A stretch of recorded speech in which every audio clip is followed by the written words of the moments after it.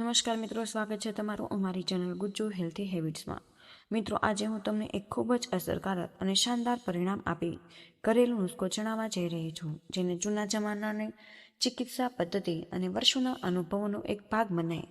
આ ઉપાય ખાસ કરીને એવા લોકો માટે ખૂબ જ ફાયદાકારક મનાય છે જેમના શરીરમાં હાડકાનો દુખાવો, અકળાઈ જવું, ભારેપણું અથવા સાંધાને લગતી સમસ્યાઓ સતત રહેતી હોય। આ રીત ધીમે ધીમે આ બધી જ સમસ્યાને અંદરથી ઓછી કરવામાં મદદ કરે અને શરીરને ફરીથી પહેલાની જેમ હળવું, સ્ફૂર્તિલું અને એક્ટિવ બનાવવામાં સહાયક મનાય છે। આમ તો હું પહેલા પણ હેલ્થ સાથે જોડાયેલી અનેક બીમારીઓ અને શારીરિક સમસ્યાઓ પર વિડીયો બનાવી ચૂકી, જેમાં દરેક બીમારી વિશે વિગતવાર માહિતી અપાઈ છે અને તેના માટે કેટલાય આયુર્વેદિક તેમજ ઘરેલું નુસ્ખાઓ તમારી સાથે શેર કરવામાં આવ્યા છે। પરંતુ આજે હું તમને જે ઘરેલું રીત જણાવવાની છું તે બીજા કેટલાય ઉપાયોની સરખામણીમાં વધુ સરળ અને વધુ પ્રભાવશાળી મનાય છે। મિત્રો, આ એટલો સરળ ઉપાય છે કે કોઈ પણ વ્યક્તિ વધુ મહેનત કર્યા વિના અને વધુ સમય બગાડ્યા વિના તેને તરત જ તૈયાર કરી શકે। આ ઉપાયની સૌથી મોટી વિશેષતા એ છે કે તેને તૈયાર કરવા માટે માત્ર 2 જ વસ્તુની જરૂર પડે। આ બંને વસ્તુઓ એટલી સામાન્ય છે કાં તો તમારા ઘરના કિચનમાં પહેલેથી જ હાજર મળી જાય અથવા તમારી આસપાસની કોઈ પણ કરિયાણાની કે જનરલ સ્ટોર પર થોડી જ મિનિટોમાં સરળતાથી મળી શકે। તેને બનાવવાની રીત પણ ખૂબ જ સરળ છે। ભલે તમે સવારનો સમય પસંદ કરો કે સાંજનો, આ દરેક સમયે ઉપયોગમાં લઈ શકાય। ખૂબ જ ઝડપથી તૈયાર પણ થઈ જાય। પરંતુ મિત્રો, અહીં એક ખૂબ જ મહત્વપૂર્ણ વાત સમજવી અત્યંત જરૂરી છે। આ ઉપાયનો ફાયદો પૂરો ત્યારે જ મળે જ્યારે તમે તમારી દરેક વાતને ધ્યાનપૂર્વક સાંભળો, દરેક લાઈનને સારી રીતે સમજો અને કોઈ પણ ઉતાવળ વિના તેને તમારી રોજિંદી જિંદગીનો એક ભાગ બનાવો। ત્યારે જ તમને આનો વાસ્તવિક લાભ જોવા મળી શકે। વિડીયોમાં આગળ વધતા પહેલા કમેન્ટ કરીને મને એ પણ તમે જણાવો કે તમે મને ક્યાંથી જોઈ રહ્યા છો। શું તમે દિલ્હી, પટના, ઇન્દોર કે લખનઉ, ભારતની બહાર કોઈ પણ બીજા દેશમાંથી જોડાવ છો તો હું દરેક કમેન્ટને ધ્યાનથી વાંચું અને તમારી પ્રતિક્રિયાની આતુરતાથી રાહ જોઉં છું। તમારો અભિપ્રાય મારા માટે ખૂબ જ મહત્વપૂર્ણ હોય। હવે જરા વિચારો કે જો તમારા ખભામાં હંમેશા ભારેપણું અનુભવાય, જેમ કે બોજ મૂકેલો હોય, જો સમયે ત્યાં દુખાવો કે ખૂંચવા જેવું લાગતું હોય, તમારા ઘૂંટણમાં સોય ભૂકાતી હોય, તેવું લાગે કે ચાલતી વખતે બળતરાનો અહેસાસ થાય, તો આ સ્થિતિમાં આ માહિતી તમારા માટે ખૂબ જ ઉપયોગી સાબિત થઈ શકે। જો તમારા હાથ અને પગના સાંધામાં સતત દુખાવો કે અકળામણ રહેતી હોય, જો તમારી માંસપેશીઓ દરેક સમયે ખેંચાણ, કસાણ કે તણાવ અનુભવતો હોય, તો માનો આનો આદેશી ઉપાય તમારા માટે કોઈ વરદાનથી ઓછો નહીં હોય। ખાસ કરીને ત્યારે જ્યારે તમે સીડીઓ ચડો અથવા ચાલવાનું શરૂ કરો અને તે જ સમયે દુખાવો કે અસુવિધા વધી જાય, ત્યારે તમારે આ ઘરેલું નુસ્ખાને ચોક્કસપણે અપનાવીને જોવો જોઈએ। ઘણા લોકોને આનાથી સારો લાભ નથી મળતો। જો મિત્રો, આપણા શરીરની અંદર જ્યારે પણ 2 હાડકાં પરસ્પર મળે ત્યારે એક સાદો એટલે કે જોઈન્ટ બને, જે સાંધાની વચ્ચે એક મુલાયમ પડ આવેલું હોય જે કુશનની જેમ કામ કરે। સામાન્ય ભાષામાં લોકો કુશન પણ કહે, પરંતુ મેડિકલ ભાષામાં કાર્ટિલેજ કહેવાય। આ જ કાર્ટિલેજ બંને હાડકાને પરસ્પર ઘસાતા બચાવે, શરીરની મૂવમેન્ટ એટલે કે હરવા ફરવાનું સરળ બનાવે। પરંતુ જેમ વ્યક્તિની ઉંમર વધતી જાય અથવા શરીર અંદરથી નબળું પડવા લાગે, તેમ આ કાર્ટિલેજ ધીમે ધીમે ઘસાવા લાગે। કેટલી વાર આ પડ જેટલું વધુ ઘસાય, લગભગ સમાપ્ત થવાની સ્થિતિમાં પહોંચી જાય, ત્યારે આ કુશન જેવું સુરક્ષા કવચ ઓછું થઈ જાય, ત્યારે બંને હાડકાં સીધા એકબીજા સાથે અથડાવા લાગે। આ જ કારણે ઘૂંટણ, ખભા કે કોઈ પણ સાંધામાં અસહ્ય દુખાવો, સોજો અને પરેશાની શરૂ થાય। ઘણા લોકો જણાવે છે કે તેમને ઘૂંટણમાં સોય ભૂકાતી હોય એવું લાગે, પીડા થાય, ખભા પૂરી રીતે જકડાઈ જાય અને આંગળીઓ પણ સરળતાથી વળી શકતી નથી। તમે પણ કેટલાય વડીલોને એવું કહેતા જરૂર સાંભળ્યું હશે કે હવે સીડીઓ ચડવી મુશ્કેલ બની જાય, આંગળીઓ બરાબર મુઠ્ઠી વાળી શકાતી નથી અને ઊભા થતાં જ પગમાં અસહ્ય દુખાવો શરૂ થઈ જાય। આ બધા સંકેતો સ્પષ્ટપણે જણાવે છે કે તેમના સાંધાના કાર્ટિલેજ ખૂબ પાતળા થઈ ચૂક્યા છે અથવા લગભગ ખતમ થઈ ગયા। હું તમને જે ઉપાય વિશે જણાવવા જઈ રહી છું તે સૌથી મોટી વિશેષતા એ છે કે તેને શરીરમાં કાર્ટિલેજ ફરીથી બનાવવામાં મદદરૂપ મનાય છે, જૂના ખરાબ સાંધાઓની સ્થિતિને સુધારવામાં સહાયક મનાય અને હાડકાને ફરીથી મજબૂત તેમજ લચીલા બનાવાય। જેમ કે તમને પહેલા જણાવ્યું કે તેને તૈયાર કરવા માટે માત્ર 2 જ વસ્તુની જરૂર પડે, પરંતુ કઈ રીતે મેળવવી, કેવી રીતે તૈયાર કરવું અને કઈ રીતે ઉપયોગમાં લેવું તે સમજવું ખૂબ જ જરૂરી છે. તેથી હું તમને હાથ જોડીને વિનંતી કરું છું કે પૂરી માહિતીને ધ્યાનપૂર્વક સાંભળો, સારી રીતે સમજો અને તમારી લાઈફમાં અપનાવીને આનો લાભ જરૂર મેળવો. અધૂરી માહિતીના આધારે કોઈ પણ પગલું ન ભરવું. પૂરી પ્રક્રિયાને સમજવી જ સફળતાની ચાવી છે. સૌથી પહેલા તમારે એક સાફ અને સુકાયેલી કાચની બોટલ લેવી. સૌથી મહત્વની વાત એ છે કે આ બોટલ કોઈ પણ સંજોગોમાં પ્લાસ્ટિકની ન હોવી જોઈએ, કાચની બોટલ જ હોવી જોઈએ. ઉપાયની સાચી રીત તૈયાર થઈ શકશે, કારણ કે જ્યારે પણ આપણે કોઈ તેલ, ખાસ કરીને દેશી કે આયુર્વેદિક નુસ્ખાઓમાં ઉપયોગમાં લેવાતું તેલ પ્લાસ્ટિકની બોટલમાં રાખીએ છીએ, ત્યારે તે પ્લાસ્ટિકના કેમિકલ્સ ધીમે ધીમે તેલની ક્વોલિટીને ખરાબ કરવાનું શરૂ કરે અને તેનો પ્રભાવ પણ ઓછો થવા લાગે. જો તમારા ઘરમાં પહેલેથી જ રાઈનું તેલ એટલે કે સરસવનું તેલ હાજર હોય તો તેનો ઉપયોગ પણ કરી શકો. પરંતુ જો તમે ઈચ્છો છો કે આ ઉપાય વધુ ઝડપથી અને વધુ ઊંડાણપૂર્વક અસર બતાવે, તમારી સલાહ એ જ રહેશે કે રાઈના તેલની જગ્યાએ તમે તલના તેલ વાપરો, કારણ કે તલનું તેલ પૂરી રીતે નેચરલ અને કોઈ પણ ભેળસેળ વગર મનાય છે. સદીઓથી દરેક પ્રકારના દુખાવાને ઓછો કરવાનો એક પ્રભાવશાળી રસ્તો માનવામાં આવતો હતો. આયુર્વેદમાં પણ તલના તેલને સૌથી શ્રેષ્ઠ અને અત્યંત પ્રભાવશાળી તેલ બતાવાયું છે. ત્યાં સુધી કે જૂના ધાર્મિક અને આયુર્વેદિક ગ્રંથોમાં પણ ઉલ્લેખ મળે કે તેલ શબ્દની વાસ્તવિક શરૂઆત તલ શબ્દ પરથી થઈ. બાકીના બધા તેલ પછીથી અસ્તિત્વમાં આવ્યા. આયુર્વેદના પ્રસિદ્ધ પુસ્તક અષ્ટાંગ હૃદયમાં પણ સ્પષ્ટ રીતે બતાવ્યું છે કે જે વ્યક્તિ રોજ જે તલના તેલથી હળવો પૂરો માલિશ કરે, તે જ જીવનભર ઘૂંટણના દુખાવા, સાંધાની અકળામણ અને શરીરના વિવિધ ભાગોમાં થતા દુખાવાથી ઘણી હદ સુધી સુરક્ષિત રહી શકે. એટલા માટે મિત્રો, હું તમને એ જ સલાહ આપીશ કે તમે આ દેશી ઉપાયમાં રાઈના તેલની જગ્યાએ તલના તેલનો ઉપયોગ કરો, જેથી આની અસર ઝડપી પણ થાય અને શરીરની અંદર સુધી ઊંડાણપૂર્વક પોતાનું કામ કરે.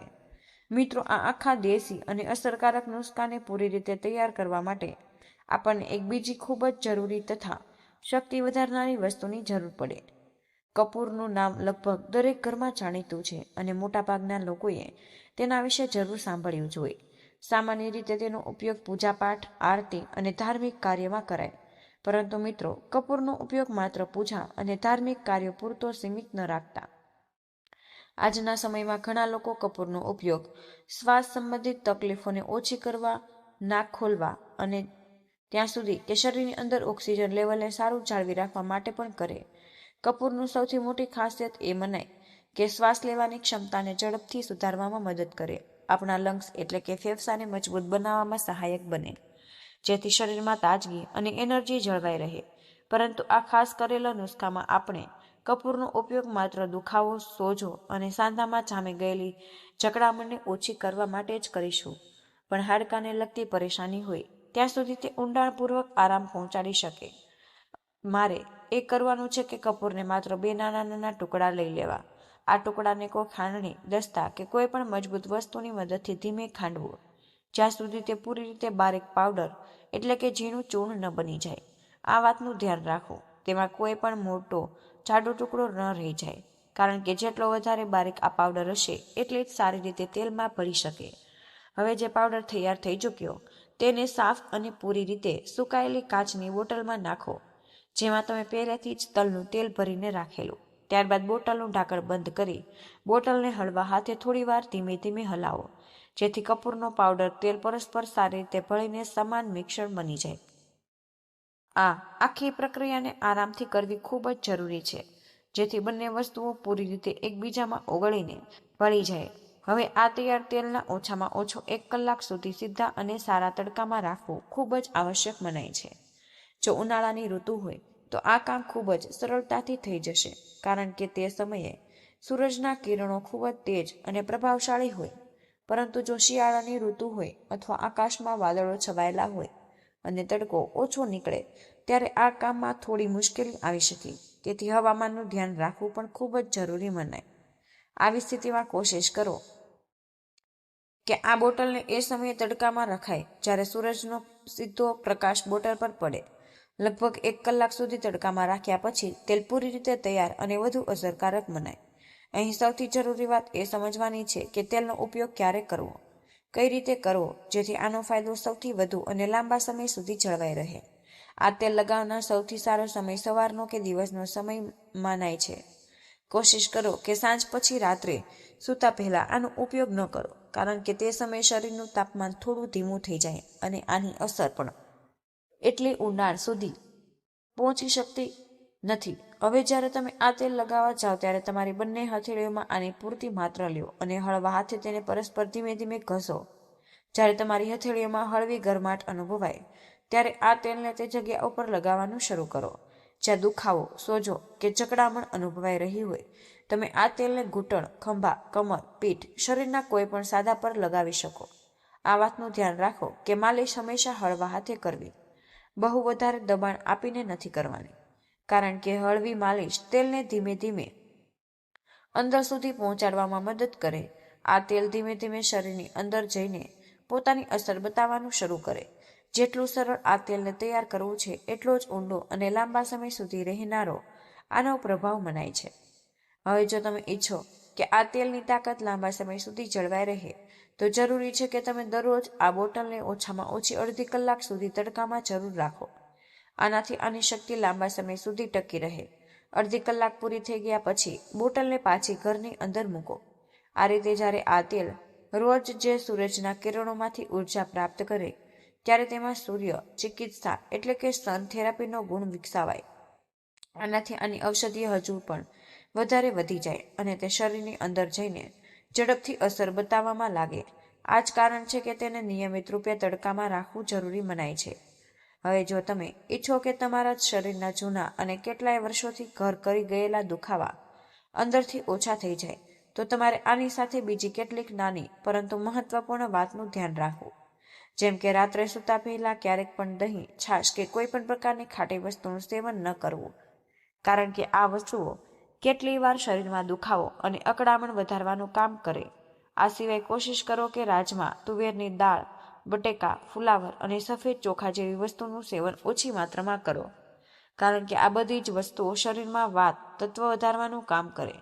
જ્યારે શરીરમાં વાત વધી જાય ત્યારે સાંધાની અંદર રહેલો નેચરલ મોઇશ્ચરાઇઝર એટલે કે કુદરતી ભેજ ધીમે ધીમે ઓછો થવા લાગે અને કાર્ટિલેજ નબળું પડીને ખતમ થઈ જાય. આ જ કારણ છે કે સાંધામાં દુખાવો અને જકડામણ સતત વધવા લાગે. તેથી વાત વધારનારી વસ્તુઓ અંતર જાળવી રાખવું ખૂબ જ જરૂરી મનાય છે. આ સિવાય કેટલાક સરળ ઘરેલું ઉપાયો એવા પણ છે જેની મદદથી તમે શરીરની અંદર જામી ગયેલો વધારાનો વાત એટલે કે વાયુ બહાર કાઢી શકો. તેમાંથી સૌથી વધારે પ્રભાવશાળી રીત મેથીના દાણાને મનાય. મેથીના દાણા શરીરની અંદરથી મજબૂત બનાય. તમારે દરરોજ રાત્રે સૂતા પહેલા 1 ચમચી મેથીના દાણા પાણીમાં પલાળીને રાખી દેવા અને આગલી સવારે ઉઠીને ખાલી પેટે તે પલાળેલા દાણાને બરાબર ચાવીને ખાઈ લેવા. આ રીતે શરીરમાંથી વધારાનો ગેસ, સોજો અને ભારેપણું બહાર કાઢવામાં ખૂબ જ કારગર મનાય છે અને આનાથી સાંધાઓનું સ્વાસ્થ્ય લાંબા સમય સુધી સારું જળવાઈ રહે. સાથે જ શરીર હળવું, આરામદાયક અને ઉર્જાવાન અનુભવાય. આની સાથે જ એક ખૂબ સરળ પરંતુ અત્યંત શક્તિશાળી યોગાસન મનાય છે, પવન મુક્તાસન. જો તમે આ આસનને રોજ 1 કે 2 વાર આરામથી કરો તો શરીરમાં જામી ગયેલો વધારાનો વાયુ ધીમે ધીમે બહાર નીકળવા લાગે, પેટ હળવું અનુભવાય અને સાંધાનો દુખાવો પણ ધીમે ધીમે ઓછો થવા લાગે. આ આસન શરીરને અંદરથી આરામ આપવા અને સંતુલિત રાખવામાં ઘણું સહાયક મનાય છે. તો મિત્રો, આ ખાસ અને અસરકારક ઘરેલું નુસ્ખામાં આપણે માત્ર 3 વસ્તુઓનો જ ઉપયોગ કર્યો. પહેલું તલનું તેલ, બીજું કપૂર અને ત્રીજું મેથીના દાણા. જો તમે આ ત્રણેય વસ્તુને બરાબર એ જ રીતે અપનાવો જે રીતે તમને બતાવવામાં આવ્યું, તેને રોજ નિયમપૂર્વક કરો, તો તમે તમારા શરીરના જૂના હઠીલા અને કેટલાય વર્ષોથી ચાલ્યા આવતા દુખાવામાંથી પણ ઘણી હદ સુધી રાહત મેળવી શકો. સાથે જ તમે એક હેલ્ધી, એન્ટીજેનિક અને દુખાવા વગરની જિંદગી તરફ આગળ વધી શકો અને તમારા શરીરને લાંબા સમય સુધી સક્રિય રાખી શકો. તો મિત્રો, મને આશા છે કે આજનો આ વિડીયો તમને જરૂર પસંદ આવ્યો હશે. વિડીયોમાંથી કંઈક ને કંઈક નવું શીખવા મળ્યું હશે. તો મિત્રો, આજના વિડીયોમાં બસ આટલું જ. આજની આ માહિતી તમને કેવી લાગી અને આ વિડીયો તમે કયા શહેરમાંથી સાંભળી રહ્યા છો તે કમેન્ટમાં જરૂર જણાવજો. વિડીયો પસંદ આવ્યો હોય તો વિડીયોને લાઇક અને તમારા મિત્રો સાથે શેર કરો. ચેનલ પર નવા હોય તો ચેનલને સબસ્ક્રાઇબ કરવાનું ભૂલશો નહીં.